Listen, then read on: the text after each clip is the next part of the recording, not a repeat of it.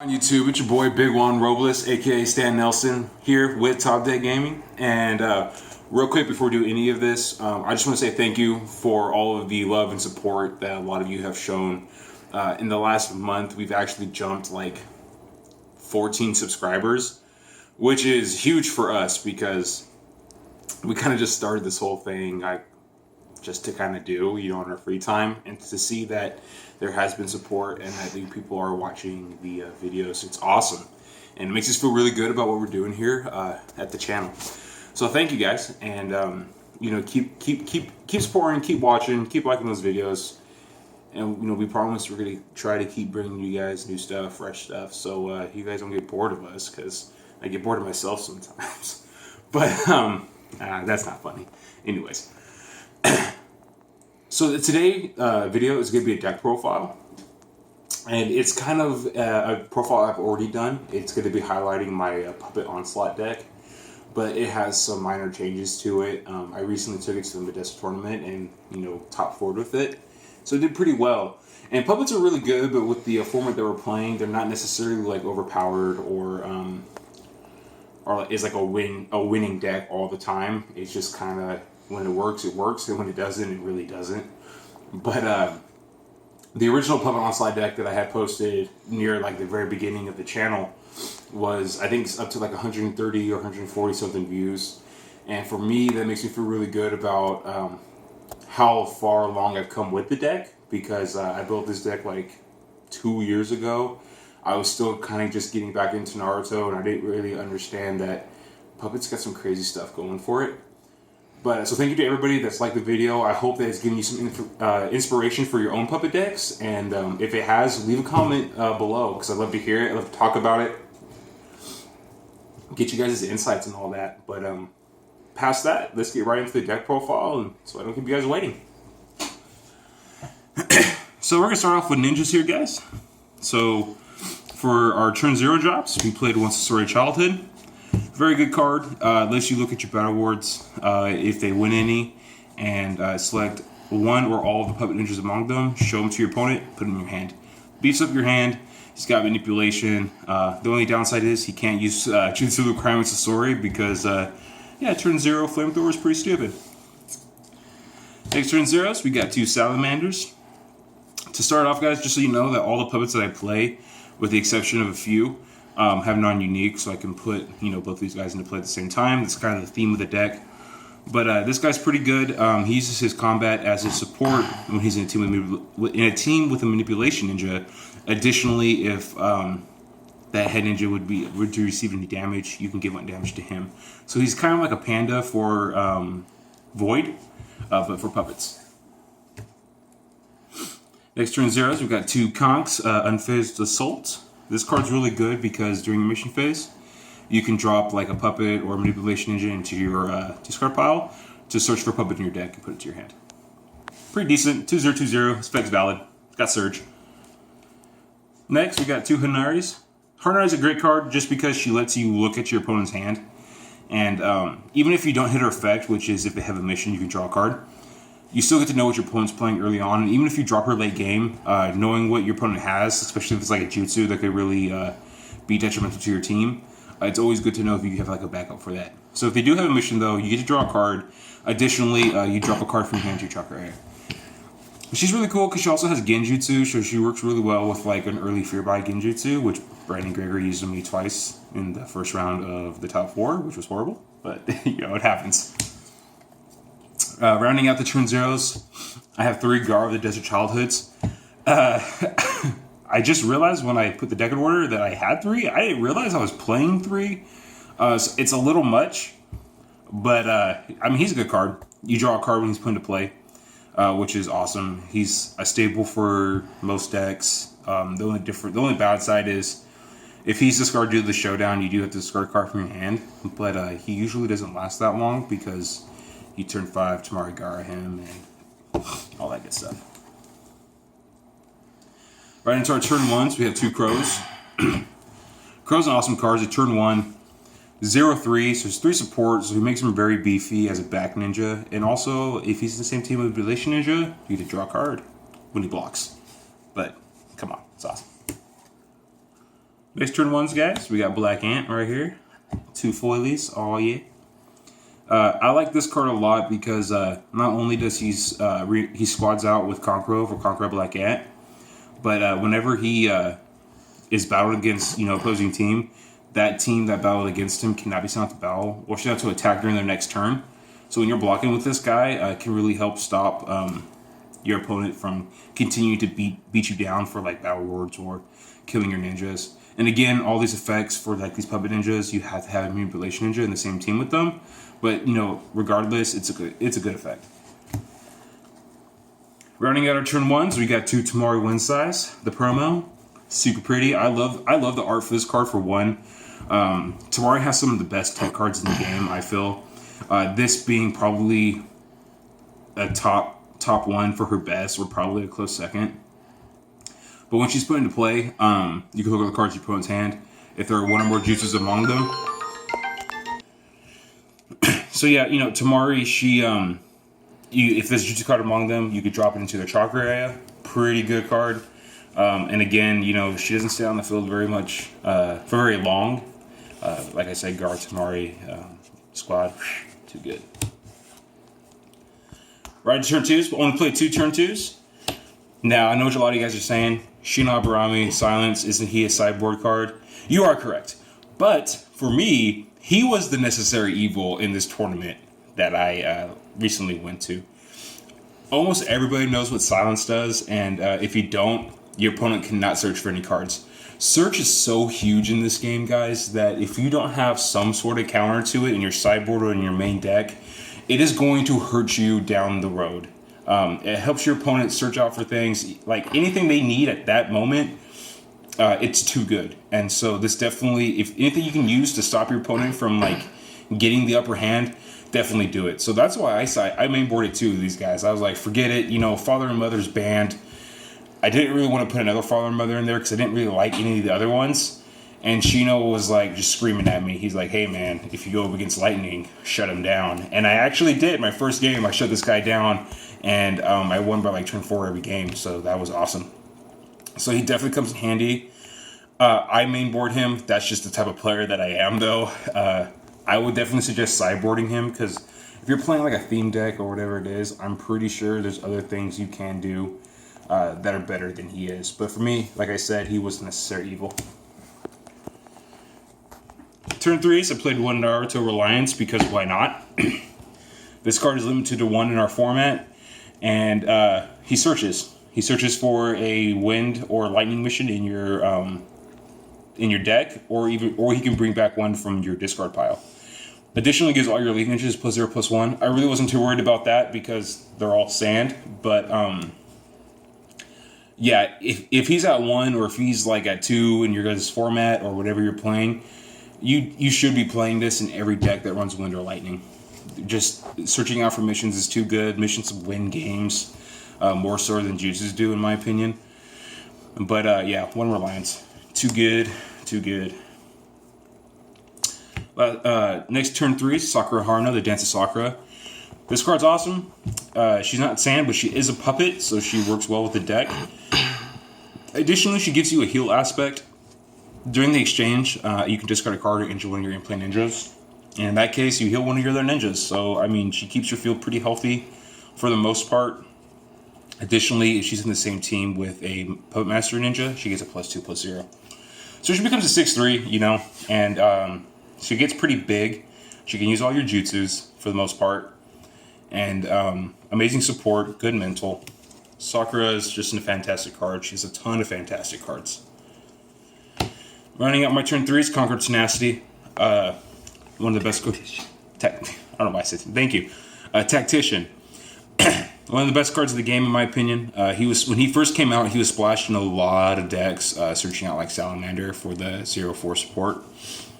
But yeah, when he comes into play, you can search your deck for a Puppet Ninja with inch cost of 3 or less and move it to your hand, obviously revealing to your opponent. But additionally, the valid effect is during the exchange, you can place 1 Puppet Ninja card, inch cost of 3 or less, from your hand into his team in any position. So you're basically playing 2 ninjas a turn, which is fantastic. It's during the exchange, so you can play it on your turn, play it on your opponent's turn. Doesn't really matter. And another little interesting fact is he does have Jonin. So if you ever have like a random jutsu that you're like, oh man, who can use this? Conqueror is always a good bet. Don't really use him for that, but it's there. Turn 4, Haruko. I'm not going to talk much about this guy just because I'm probably going to take him out of the deck. I don't ever use him. He's really in there just because he was another puppet. And honestly, I didn't really like think about anything else that I could play for him. If Baki wasn't banned, it would be Baki Able Brain. But of course, that card's OP. And this card just doesn't do it for me. I mean, he's cool and all that, but he does give my Sasori's growth, which is kind of cool, but hardly ever do I use him, so. Running at my turn 4, we got Chio. Power of 10. This card's awesome for puppets. Good support. Valid at the end of my turn if I have a combined total entrance cost of 10 throughout my puppets. I win 2 battle words. So, you know, she's like basically free battle words. It's not that hard getting out all your ninjas that you need. Additionally, she can bring puppet ninjas back from discard pile to your chakra area if you have 2 or less in your chakra area. So, she's pretty good. All around card. Turn 5s, 2 Sasoris. Sasori because you need Sasori for the reinforcement Sasori. Additionally, if a ninja uses puppets and requirements, you can make a ninja and your opponent. You can make a ninja. You can target an opponent. Oh my god. You can target an opponent's ninja and make it a standby. I don't know why that was so hard for me, guys. I'm sorry. But he's a 5/4. He's pretty awesome. He's a power 3, puppet master, all that good stuff. He does not have sand. He's not a sand ninja. I misplayed him earlier today. I was playing my brother, and I had village hitting the sand on the field. And I was trying to use one of the +4 effects or whatever, and I thought he was a sand ninja just because I see this, and I'm like, oh yeah, of course he's a sand ninja, not realizing I'm an idiot, and he's not. He just has it. He's rogue, Akatsuki. But yeah, I'll check your cards if you're playing that mission because some of these guys actually don't have sand at all. So that was a nice little life lesson right there. Turn 6s, I'll just put them both out. 2, Fourth Kazekage, Dignity. This card's freaking retarded. It's not to attack, your opponent has to discard one of their in-play ninjas. So, you know, he's basically Baki on steroids. And, yeah, fantastic card. I love him. One of the best cards of the game. Third Kazekage, again, another puppet. He's a beat stick, 7/3. He has mastery, which is awesome. And on top of that, anytime an opponent's ninja is sent back to their hand due to an effect, you can actually make that ninja your battle ward. His effect only procs once. So if you use like Hydro Pump with like Sasori and you move 2, you're not getting both. You can only pick one, which sucks, but still. Yeah, Kazekage, pretty good card. Alright, so that was the ninja, guys. We'll kind of speed along here for the missions. Hidden Village of the Wind, I played a 1 of. This card activates based on how many in-play synergies you have. If you have 3+, all your synergies get +1 for this turn and the next turn. If you have 4+, you can draw a card.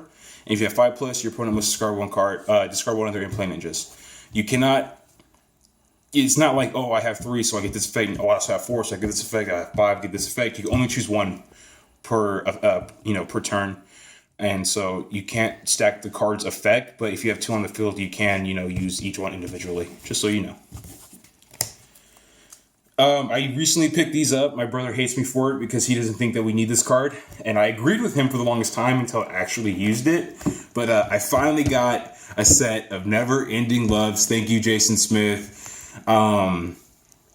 Again, yeah, this card's fantastic. Oh my gosh. I don't know why I hated on it so much. I think it's because I didn't own it. And I think if my brother gets a set, he will feel the same exact way. Because regardless if you can't organize, guys, drawing 3 cards on turn 1 is stupid. Stupid. It's so good. Even if you have to charge chakra, who cares? It's turn 1, now you got like 5 chakra. Big freaking deal. You just drew 3 cards on turn 1. And on turn 1, there's no like counter missions or anything like that anybody's gonna really have to like negate this. Awesome card. It's got my favorite character, Awesome's baby mama right here. I love it, dude. It's kind of sad because this is like when he died and shit. So, but still, I ran 3. I'm probably gonna reduce it to 2 because it's a lot. I try not to run 3 of anything in the deck. unless it's like necessary. But right here, guys, Story of the Red Sand, very self-explanatory. Searches out for Manipulation Ninja. Puts it in your hand. Good card. 3 Conqueror's Puppet Shows. This is also a new addition to the deck. It's a counter. I can target 1 ninja or in-play mission. There's only 2. You said 3. Oh, whatever. It's a counter, target 1 ninja in-play mission. One of your ninjas with interest cost equal to or less than, and of target ones, moving both back to the target's hands. But if your ninja that you targeted was a sand ninja, you get to draw a card. So it's a good counter. Really helps when people try to like squad out or reinforce. I played 2 gifts. Let you draw 3 cards and move 1 card from your hand to the bottom of your deck. Pretty simple. Gotta love the draw. Played 2 Puppet Shields. Changes the effect of 1 jutsu being played on the chain to draw a card. So it's definitely a shutdown card. I'd rather have you draw a card than you fear by genjutsu my entire field. Well, my entire team. Poison Sinbon, it's a decent card. Gives it damage. Additionally, you flip a coin. If it's heads, that ninja becomes a standby ninja. If it's tails, you have to draw a card. So pretty good. Also, Expert Haruko, you can choose the outcome of the flip. Concealed Weapon, it's a kill card for the most part. It costs 3, it's a little pricey, but targets 1 ninja back against the user and gives it damage. But if that ninja costs us 4 or less, you give 1 additional damage. So like I said, for the most part, it is a kill card. 2 trump cards. This lets you search the top 5 cards of your deck for a ninja which costs 4 or less and put it into your team. At the end of the turn, if it still remains in play, it goes back to your hand. Requirements Manipulation. So this is pretty good if you need an extra boost in team power, or if you're not really finding the card you need for the next turn. It can help you hit that and put it to your hand. So very good card. 1 Hydro Pump because it's Hydro Pump. And then this is the MVP right here, Puppet Master Jutsu. This searches the top 7 cards of your deck and lets you put among any Puppet Ninjas into your team in any position. Yeah, pretty good. I mean, I recently have had a lot of bad luck with this card, but when it hits, and it hits very well. You can potentially, get, I think the highest I've ever gotten was like 5 Puppet Ninjas into my team. So it just makes you just a huge threat. The requirements are combat attribute, a manipulation, then trust with 3 or more. So that's kind of where I also run Tactician Conqueror. But yeah, this card's fantastic. I would run 3, but it's also overkill.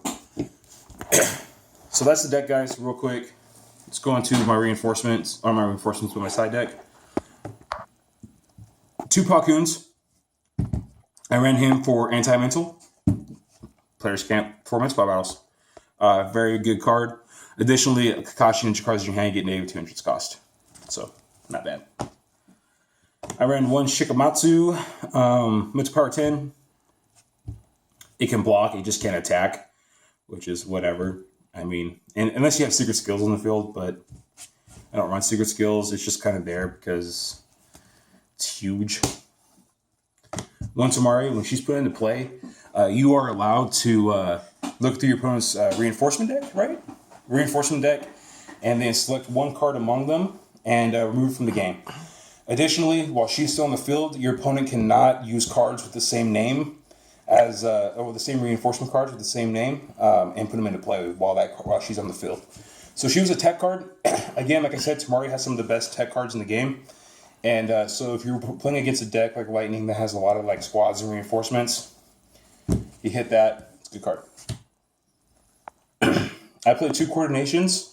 This bounces back your ninja back to your hand. So if like your ninja's about to get like destroyed, you would activate this, target that ninja, bounce it back to your hand, and then put it back into play. And so because then it'd be considered a new ninja, that jutsu that targeted it fizzles. So that's why I ran that. Pretty decent card. I played 2 Genjutsu Negation. I only ran this in case I went up against my good friend Levi Love, because he plays Genbooty, and that deck is actually very good. I like the way he's built it up. I use that. I sideboarded this just for him. Goes to show how much I respect him as a player. I legitimately put 2 cards in here just to stop him. So, I mean, shout out to that guy. But yeah, this This is pretty good. It negates the target and moves it to its owner's chakra area. The jutsu card with combat that requires a ninja with combat attribute, genjutsu, which all of them do, I think, for the most part. Last was a capture. This was in the deck originally. I took it out because I just never really used it. But it targets a ninja with a print cost of 4 or less, and it moves the user and the target back to the bottom of their owner's deck. It's a good card, especially with all my puppet ninjas with non-unique, so I'm not really too beat up about them leaving the game or leaving play. But that's why that was in there. I sideboarded it because I couldn't really think of anything else. And then into the reinforcements, Cockroach Black Ant and ran 3. Necessary, in my opinion. He puts poison coins on ninjas, and if that ninja was interest cost 2 or less, you get to discard it. But you do have to discard a in-play puppet ninja or one from your chakra area. But, I mean, I can pump puppets out so quickly that with this, it's really never a problem. Oh, also, ninjas with puppet coins or with poison coins on them cannot be sent to battle. So that's why that's good, in case you were wondering. Again, I mentioned this twice. Guard Tamari squad. It discards your opponent's hand, and then additionally, they draw the same amount of cards, -1. So, I mean, if you can hit like Tamari Windscythe, get rid of their jutsu just in case, and then if there's anything else in there you really don't like, you can put this on the field if it's turn 5, and, get rid of their hand, and hopefully don't draw into anything better. Additionally, it is valid. Your opponent's certain ninjas get -2 entrance cost. That's never really come up, but it's there. Soccer Haruno and Chio, valid. When one of your teams with a puppet, one or more puppets wins any victory, you win 1 battle ward and draw 1 card. So it's like Asuma Shikamaru. I think it's actually right around the same stats too. And it does have into power 5. It's a good card. I never use it just because Chio and Soccer individually in the deck actually are a lot better than this card, combined. Played 1 Kankuro, Agara, and Tomari, just in case I ever needed it. It's pretty good when it blocks. Your opponent can only play 1 jutsu card, which is pretty sweet. And then also, when they attacks, you can injure one of your opponent's ninjas with injury cost less than it. So anything under 4. So it was pretty good. It's good stats, too. I'm not going to go over these two because they're just in there to be in there. And then, last but not least, Sasori Puppet Mode. Sorry, guys, I'm feeling kind of winded, man. I'm a little out of breath. Apologize for that. But Sasori Puppet Mode, man, oh my god, this guy is a freaking god. He's up to like $60 on Trolling Tub now. I got him when he was 15. So I definitely luck sacked the hell out of that. So I feel pretty good about it. It's a good investment. But when he hits the field, he's a turn 7, so he's pretty late game. But when he hits the field, you could take all of your puppet ninjas in your discard pile and put them into play as if they had non-unique. So, oh my gosh. This guy's fantastic. I mean, if you can get to this point, hopefully you don't, because no game should ever really go that long, in my opinion. But if you get to this point and you're hurting bad for ninjas and you happen to have Sasori, you reinforce into this guy, your whole entire field's back. You start just doing crazy buku things to your opponent, and it's definitely a demoralizer, but this card's fantastic. Very beautiful art. Again, I got him. Now I feel it's super cheap, considering 2 of these is like $100. But yeah, guys, I mean this is the new revamped Puppet Onslaught deck, and I freaking love it. It's my favorite deck that I own right now, and I'm not a Wind player. I'm an Earth player. BR has always been my thing, but Puppet has slowly worked its way into the crevices of my heart, and so I hope you guys enjoyed the deck profile. If you guys liked what you saw, smash that likes up button. If we can get like 10 likes on this video, that would be awesome. It'd go a long way for us and what we're doing. And tell your friends about us. As always, let them know if you're trying to get people into Naruto so they can get some ideas for new decks that they want to build, whatever it is. And always leave your comments in the section below. We love to hear your guys' feedback. And we want to make this channel about you guys as much as it is about us. And, past that, there's not really much else to say. Also, stay tuned for the next video, guys, because we have something special for the next video for y'all to show you our thank you. But I don't want to give it away right now because you guys will see. But yeah, definitely stay for that video though, because if you don't, you're gonna miss out. Just letting you know. And with that, this is Big Juan signing out. And for those of you keeping our Naruto CCG dream alive, I salute you.